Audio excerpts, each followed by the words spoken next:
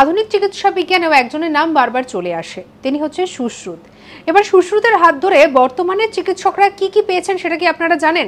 কোন কোন পদ্ধতিগুলো সুশ্রুত প্রথম আবিষ্কার করেন এবং পরবর্তীকালে যেটা চিকিৎসা বিজ্ঞানে ছড়িয়ে পড়ে? তার মধ্যে প্রথমে যেটা চলে আসছে সেটা হচ্ছে ছেদন। এই ছেদন পদ্ধতির অর্থ হলো কোনো জায়গায় ধরুন মারাত্মক ক্ষত হয়েছে সেটাকে কেটে বাদ দেওয়া। তারপরে চলে আসছে লেখন, অর্থাৎ এই যে প্রক্রিয়াটা সেটা হচ্ছে কোনো জায়গায় ধরুন এমন কোনো ক্ষত সেটাকে হালকা করে চিরে ভেতর থেকে কোনো পুঁজকে বের করে দেওয়া। তারপরে চলে আসছে বেদন, অর্থাৎ কোনো জায়গার গহ্বর থেকে কোনো বিশেষ অংশকে বের করে আনা। তারপরে রয়েছে এষণা পদ্ধতি। এই এষণা পদ্ধতি হচ্ছে সাধারণত দেহের গহ্বরে কোনো অসুখ রয়েছে কিনা সেটাকে পরীক্ষামূলকভাবে জানা হচ্ছে এষণা পদ্ধতি।